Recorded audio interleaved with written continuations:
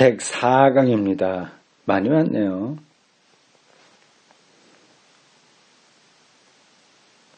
2번 신앙은 완성에 관하여 무엇을 말하는가? 완성은 생명 완성, 역사의 완성, 구원의 완성, 그런 겁니다. 지금은 아직 아니죠. 그건 결국 완성은 미래에 대한 이야기죠. 미래에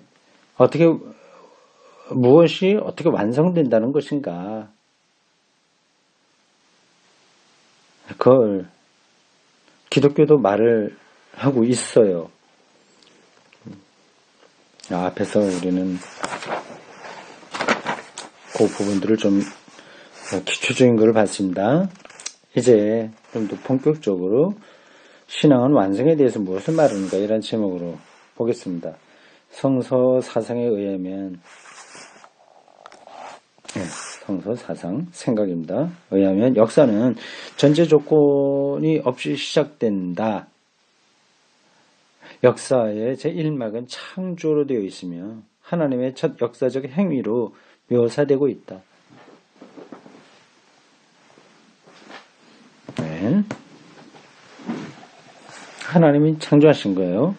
그래서 아름답다, 선하다, 그런 거죠. 그리고 무로부터, 아무것도 없는 것으로부터 창조된 거예요. 이미 있던 것들을 변형, 조작한 게 아니라 무에서 창조된 겁니다. 그래야죠. 엑스 니힐로, 창조론의 첫 조항입니다. 역사의 시작과 동시에 제시되는 역사의 위대하고 유일한 테마는 곧 생명이다. 살아있음이죠. 참 이게 뭔지 생물학과 물리학이 최고도로 발전되는 상황에서 기독교가 이 생명을 대충 말해갖고는 설득력을 잃습니다.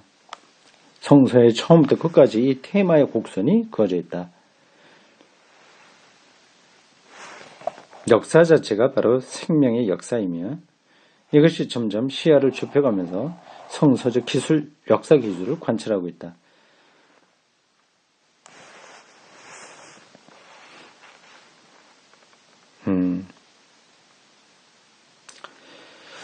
저 여기 관찰하고 있다 하고서 옆에 129-30 이런 번호가 적혀 있죠. 쪽수마다 그 번호가 여러 개씩 나오네요. 이게 뭘까요? 129에 30 이렇게 돼 있어요. 그러면 이게 129쪽에 30번째 줄에 이 비슷한 얘기가 나왔다는 건가요? 한번 찾아볼까요? 특이하네.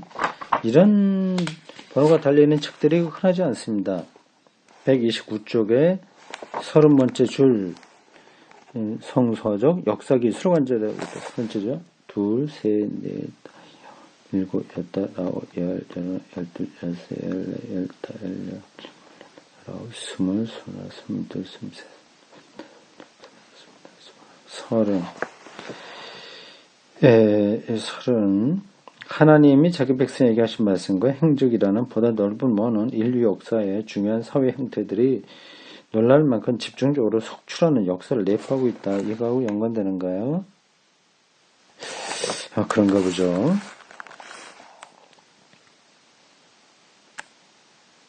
나중에 시간 있을 때 요거를 더 확인해 보도록 합시다.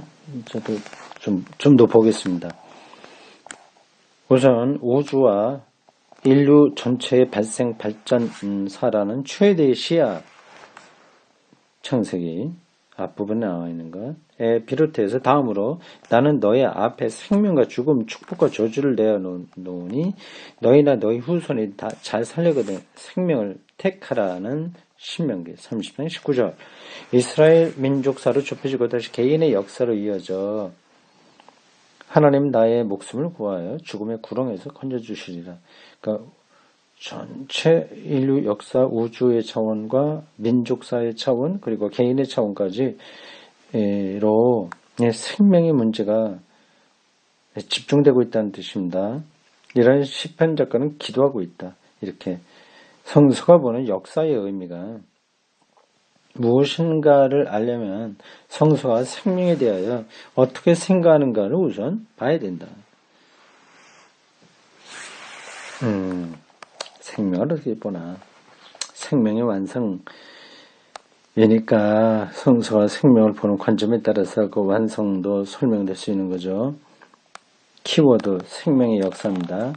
이미 창조 설화가 그 결정적인 관점을 말해준다. 하나님이 사람의 코에 생명의 숨을 불어넣으셨다는 말씀은 생명이 본질상 하나님의 선물임을 의미한다. 이로부터 언제나 역사는 하나님이 생명의 선물을 새롭게 부여하시는 장소가 된다.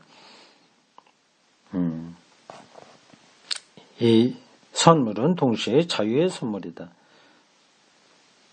자유의 선물. 하나님은 사람을 손수 가꾸어 놓으신 동산에 살게 하신다. 사람이 이 생명을 자신의 역사 안에서 선물로 인정하고 받아들이며 보존해야만, 그리고 하나님이 마련하신 생명의 공동체 안에 참여해야만 이 생명은 선물이 될 수가 있다. 하나님이 주신 것이니 하나님 안에 있을 때 그 생명이 발현되겠죠. 마침내 하나님은 사람에게 나아 번성하고 동산을 경작하며 땅과 다른 피조물들을 지배하려는 과업을 맡기신다. 삶이란, 즉 생명이란, 생명, 우리말로는 삶, 생명 이렇게 되는데 삶은 우리말이죠. 생명, 한자고 삶이 사람을 가리키기도 하고 사람. 우리말로는 비슷합니다. 사람이 바로 삶이란 하나님의 생명 창조권을 역사 안에서 발전시켜 나갈 과업을 의미한다. 하나님이 창조하신 사건을 더 세계에 확대시켜 나가는 과업, 이게 바로 삶이다. 그 얘기죠.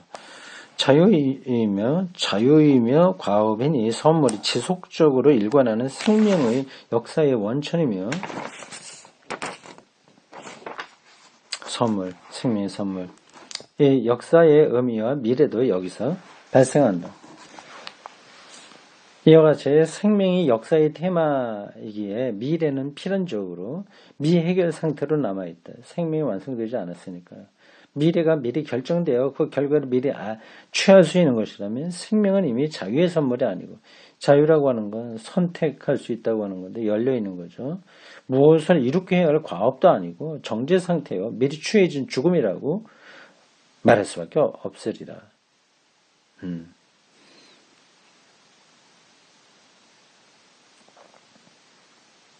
지금 우리는 창세기와 어떤 몇몇 구약 성경을 근본으로 해서 생명이 뭐냐 하는 것에 대한 설명을 집약적으로 듣고 있는 겁니다. 그래서 이게 잘 머리에 안 들어올 수도 있어요. 이런 쪽으로 신학적인 생각인데 평소에 하지 않았던 분들에게는 귀신, 신하를 까먹는 얘기처럼 들릴 수도 있습니다.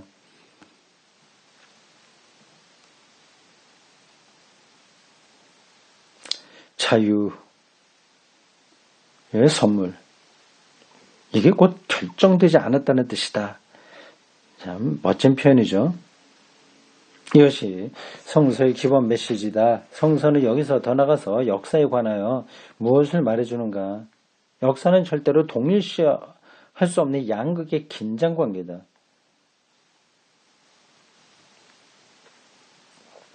한쪽에는 생명의 선물 안에 스스로 현존하시는 생명의 수호자, 주인으로서의 하나님이 계시고, 다른 한쪽에는 모든 주어진 생명의 정상이며 대표적인 인간이 있다.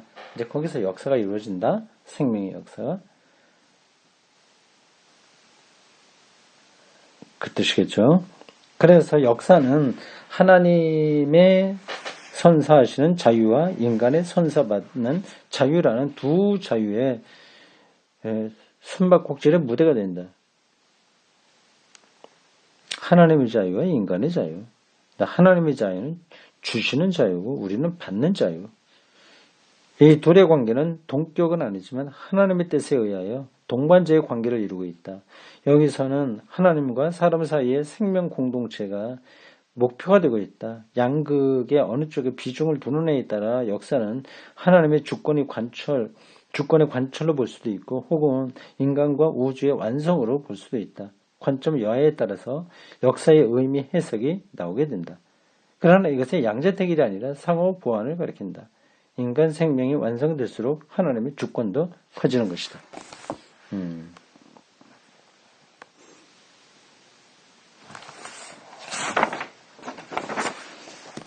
됐습니다. 여기까지 그냥 우리가 공부한다 그런 생각으로 읽으면 됐습니다. 설명할 거리는 많이 있긴 있어요. 이건 또 접어두고 진도 나갑시다. 지금 성서와 생명을 뭐라 얘기하는가에 대한 설명을 따라가고 있습니다. 이러한 역사관에서 중요한 것은 하나님과 인간이 동시에 역사의 주체, 책임자, 창조자로 등장한다는 것이다. 인간도 하나님과 동격으로 등장하는 건 아니겠죠. 우리는 받는 거고 그쪽에서 주는 것이니까요. 인간은 하나님과 함께 그리고 하나님께 속하여 역사의 참 주체가 된다. 이렇게까지는 설명이 가능합니다. 성서의 말씀을 그대로 따르자면 하나님의 행위가 인간의 행위를 혹은 인간의 행위가 하나님의 행위를 배제하거나 받아들이는 것이 역사의 종말이라고 생각해서는 안 된다.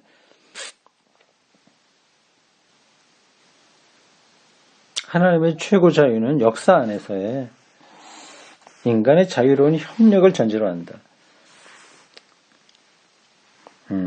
특히 예언자들은 이 대치될 수 없는 인간의 역할을 청중에게 지적해주고 있다. 구원이나 심판이나 우리가 선택해야 되는 거죠. 생명이나 죽음이냐는 인간의 결단에 달려있다. 주체성이 있을 때만 결단할 수 있는 거죠. 성경이 이렇게 인간의 책임 결단을 높이 평가하고 있다는 겁니다.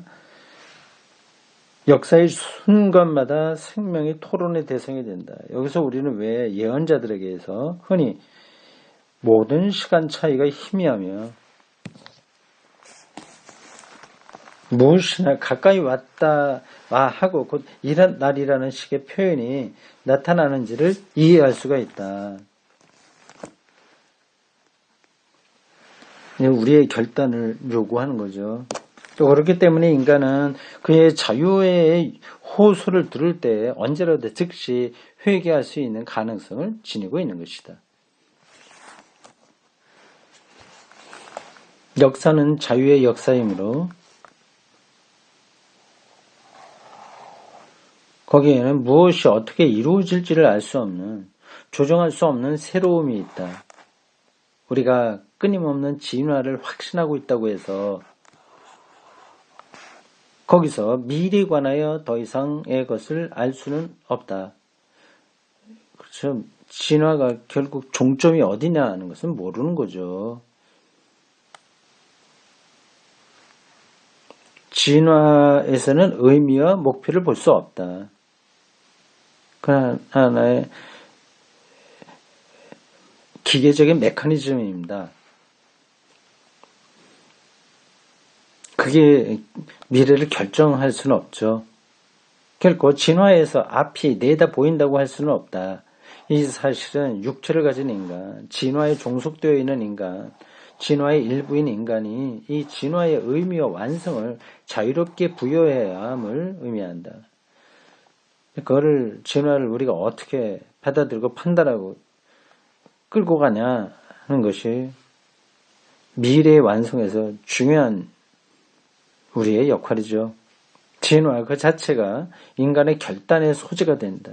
인간은 진화에 대해서 확고한 태도를 취할 수 있으며 또 그렇게 해야 된다. 진화를 인간을 위한 축복으로 만들 수 있으며 또 그렇게 해야 된다. 그걸 나쁜 쪽으로 선택할 수도 있는 거죠.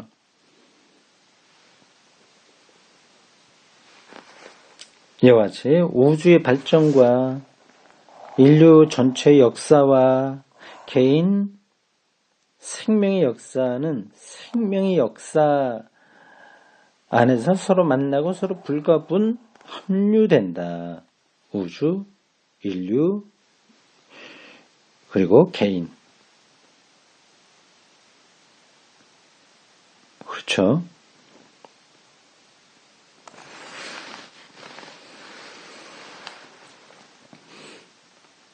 우리가 어떻게 하느냐 하는 게 여기서 중요합니다.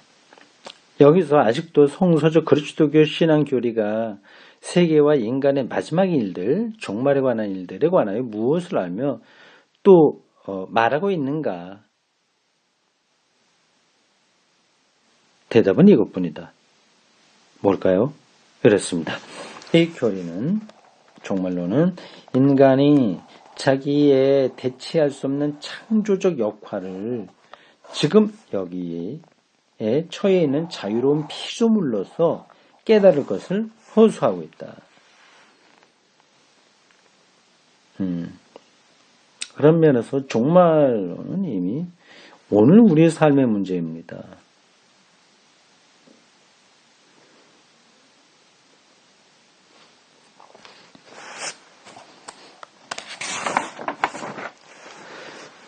그 다음 키워드 생명의 하나님. 인간이 생명의 역사 안의 자유와 과업을 엄숙히 또 마땅히 명심해야 한다는 것은 결코 터무니없이 지나친 요구가 아니다. 왜냐하면 하나님이 역사의 무대에 더욱 크게 개입하시기 때문이다.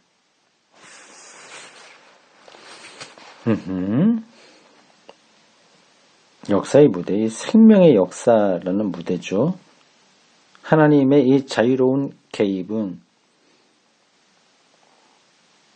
이 개입이 어떻게 이루어지는지가 뒤에 설명이 되겠죠. 그냥 하나님이 자유롭게 개입한다 하는 그 말 자체는 너무 학문적이에요. 관념적이에요. 그건 좀 설명이 돼야 되는데요. 어떤 방식으로 하나님이 개입하시나.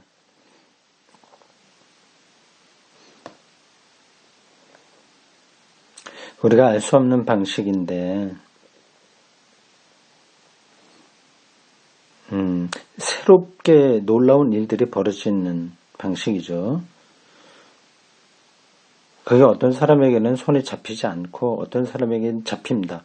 선지자들은 그리고 성수기자들은 그게 손에 잡혀서 하나님이 어떻게 하셨다 대담하게 말할 수 있었던 거죠. 하나님의 이 자유로운 개입은 역사의 모든 암초와 위기를 극복하는 데 언제나 주동적인 역할을 한다. 그분이 이니셔티브를 쥐고 하시기에 우리도 책임이 있다. 이 점은 다른 어디서보다도 전 인류와 이스라엘 그리고 그 대표자들의 끝없는 인간적 불충실, 불순종이죠. 불순종의 역사에 대한 하나님의 태도에서 명백히 나타난다. 하나님의 탁월한 주도 행위는 무진장하며 인간의 어떤 거부에도 굴복되지 않는다. 이 어리석기까지 한 하나님의 주도 행위는 인간이 볼 때 어리석게 보일 수도 있는 하나님의 주도적 행위는 언제든지 인간을 위하여 배려할 채비가 되어 있다. 이 사실은 하나님의 자유가 다름 아닌 사랑과 생명에 근거하고 있음을 전제할 때만 이해된다.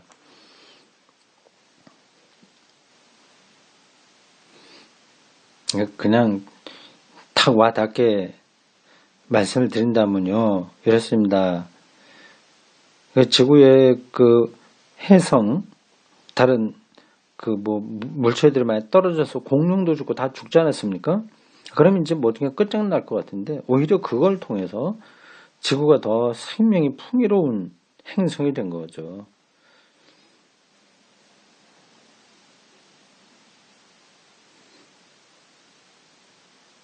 바로 이 때문에 하나님은 자신이 주신 선물을 헛되이 하시지 않는다. 하나님의 해방적 위협의 체험에 의하여 이스라엘의 신앙 안에는 하나님을 살아계신 분으로 고백하는 신앙이 성수되어 갔다. 살아계시다고 하는 것은 지금 여기에 역사 속으로 개입하신다는 뜻입니다.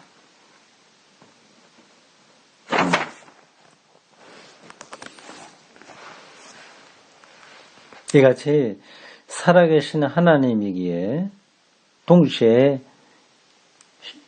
믿을 만한 하나님이시다. 하나님은 피조물에게 생명을 선사하심으로써 이 신의 신뢰 관계를 지키신다. 이 점을 특히 이스라엘은 체험했고 또 고백했다. 신명기 7장 9절 인용되어 있습니다. 그러므로 너는 너희 하나님 야훼야말로 당신을 사랑하고 당신 계명을 지키는 사람들에게 세세 대대로 맹약과 자애를 보장해 주시는 하나님이심을 알아야 한다. 이런 게 어떤 분들에게는 상투적으로 들리겠죠. 그렇지 않습니다. 선지자들이 오랜 역사 경험에서 나온 고백입니다. 고백이면서 사상인 거죠. 어떤 것을 발견한 겁니다. 역사 안에서 벌어지는 일들의 신비를 붙든 거죠.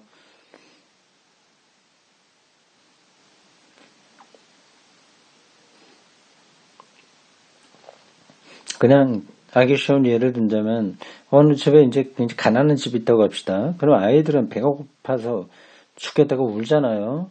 근데 인생을 어느 정도 안 부모들은 그 아이들에게 이렇게 타이를 겁니다. 얘들아 힘들지만 좀 참아보자. 또 우리가 좋게 되는 날이 올 거야. 배고파도 조금만 좀 지나면 괜찮다. 뭐 이렇게 해서 애들이 알아듣지 못하겠지만 실제 그렇지 않습니까? 우리 옛날에 우리나라도 가난한 시절이 있었어요. 근데 그걸 갖다 타박하고 산 사람이 있겠으나 그 가난을 오히려 삶의 의미를 알 수 있는 계기로 삼은 사람도 있는 거죠. 그러면 타박하면서 산 사람은 잘 모르는 거죠. 그러니까요.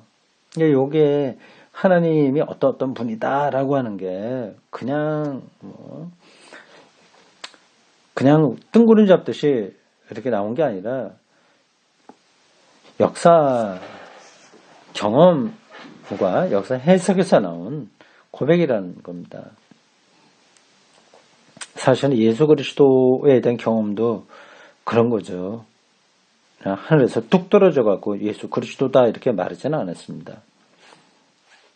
이스라엘은 벌과 심판을 체험하면서도 그들의 하나님이 백성의 불순종에도 동요되지 않고 신의를 지키시는 분임을 인식한다. 그들이 본 거예요. 가나안에 가기 위해서 미디안 광야에서 그렇게 어려운 상황 가운데서도 그분이 지키셨다고 하는 걸 예상하지 못한 방식으로 지키셨다고 하는 것을 아는 겁니다. 그게 신뢰관계에 대한 확인이죠. 그래서 그렇게 신명기에서 말할 수 있었습니다.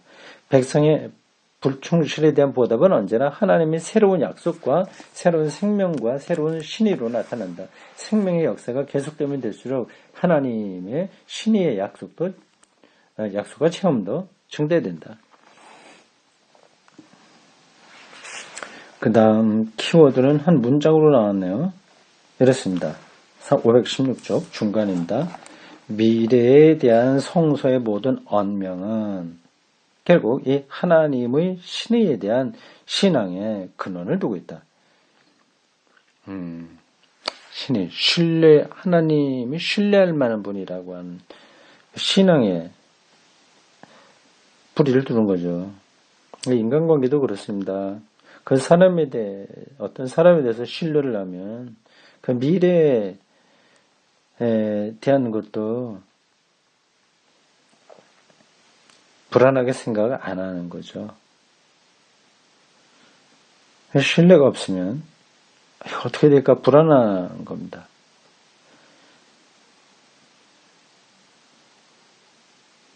역사 안에 이루어진 당신 창조물에 대한 하나님의 긍정에 의하여 생명이 죽음으로써 영원히 끝난다는 생각은 이제 일축된다.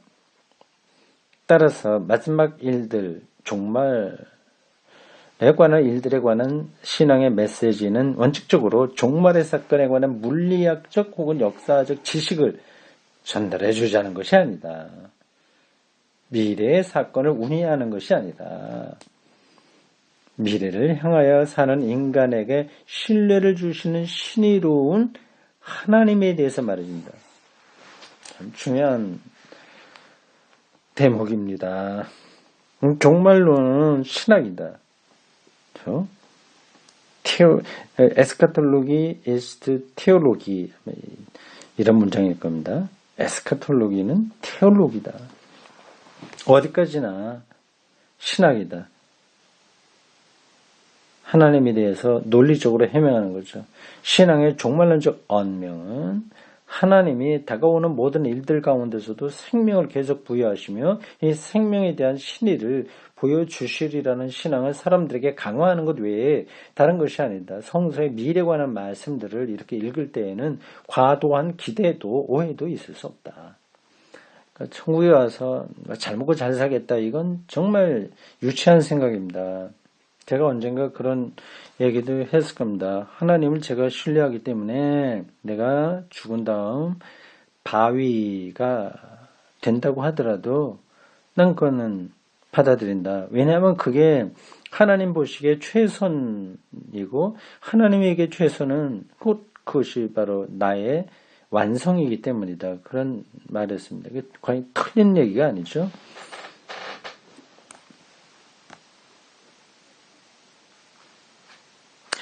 그리스도교 신앙은 인간의 자유와 하나님의 신의의 역사로서의 생명의 역사가 예수 그리스도 안에서 유일무이한 정상에 도달했음을 말해줍니다. 크리스톨로지로 이 문제도 좀 받침이 되어야 됩니다. 그렇지 않으면 유대교로 머물러 버리면 되는 거죠. 예수 그리스도 안에서 유일무이한 정상, 정점이다. 그죠. 요한이 내가 온 것은 양들이 생명을 얻고 더 풍성하게 하기 위함이라는 말씀을 예수의 말씀으로 전하고 나아가 생명과 그리스도를 동일하여 나는 생명이다. 라고 하는 것은 당연한 일이다. 이 신앙은 예수 안에서 생명 자체를 발견한다. 예수 안에서 생명의 역사의 과거와 미래가 불투명성을 벗어나며 예수 안에 풍부한 생명의 체험과 생명의 가치 전체가 집중되어 있는 것이다. 이 점을 간과하고는 생명의 역사에 더 이상 진행을 볼 수가 없다. 예수 그리스도가 왜 이렇게 생명 진행에서 결정적이냐? 그 질문을 좀 마지막 패러그래프에서 합니다. 중요한 대목이네요. 설교자들은 이런 관계를 잘 알아야 됩니다. 그리고 개인 기독교인들도 구원 지향적으로 산다면 이걸 알아야죠. 우리 그냥 자연주의 영성에 머물지 않고 그리스도 어론적인 영성으로 나아가야 되거든요. 바야흐로 여기서 예수의 죽음과 부활에 대한 증언에서 나오는 마지막 결론에 이를 수 있다. 십자가에서 죽으신 분의 부활은 이제까지 생명으로 인정되었던 모든 것과 신앙과의 관계를 새로이 규정해 놓았다. 새롭게 어떻게 해요? 우리는 이제 부활에 비추어서만 참 생명이란 무엇인가를 알게 된 것이다. 여기에 나오는 신앙인의 역사관과 미래관을 위한 결론을 바울이 이렇게 말한다. 고린도후서 4장 10절과 11절을 인용했습니다. 우리는 언제나 예수의 죽음을 몸으로 경험하고 있지만 결국 드러나는 것은 예수의 생명이 우리 몸 안에 살고 있다는 사실입니다.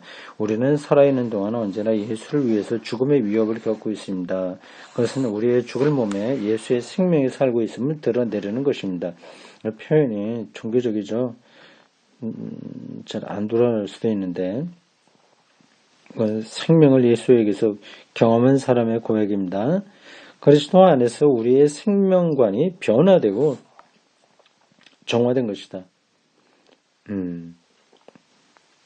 스스로 자기를 종교적으로는 정치적으로 완성해야 된다는 그 생각이 변화된 거죠. 우선은 감추어져 있는 이 생명이 그리스도를 통해서 하나님의 모든 것이 되실 때까지 그리스도교 신앙의 공동체의 봉사와 생활을 통하여 확대되는데 생명의 역사의 의미가 있는 것이다. 좀 복잡하네요. 크게 복잡한 건 아닙니다.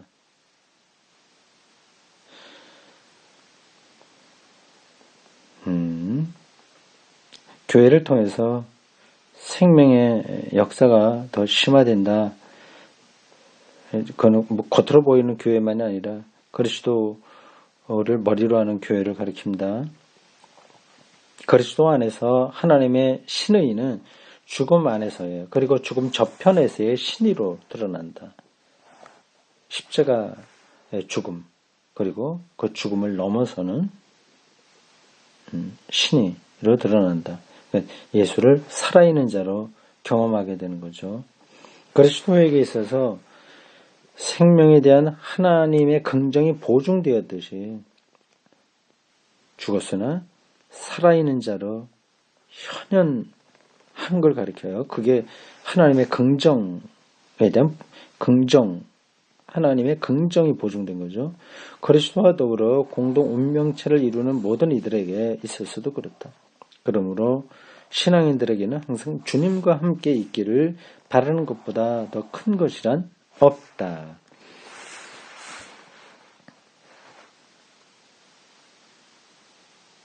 네, 저는 이 설명에 전적으로 동의합니다. 여기까지.